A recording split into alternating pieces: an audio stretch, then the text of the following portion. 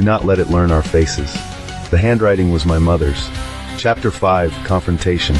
Confrontations in small towns are rarely dramatic. They are made of small, stubborn lights.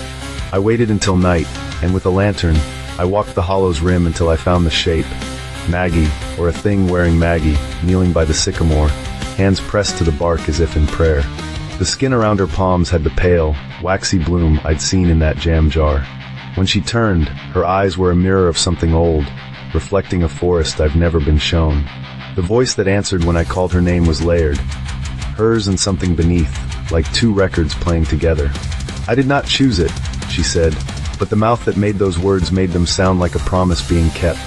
The thing was not merely taking bodies. It learned them with a patience that made me think of a trap set over years. Imitation fashioned into love, into memory, then held until the shape could be worn like a perfect glove. I reached for her, and she smiled with my sister's teeth. My hands brushed the bark, and I felt a movement under the ground, a worming of root and thought. I tried to remember the bargain in the old book. The stitch you need to unmake such a thing is not quick. It requires a return of what was given.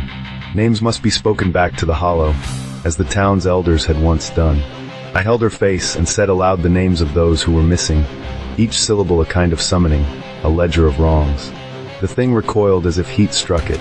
It had learned our names by watching how we said them at supper tables and funeral altars, but it had not learned sorrow. Sorrow is a teacher no parasite can fake. We had to feed it our grief and keep feeding it until it could not mimic the rhythm of living.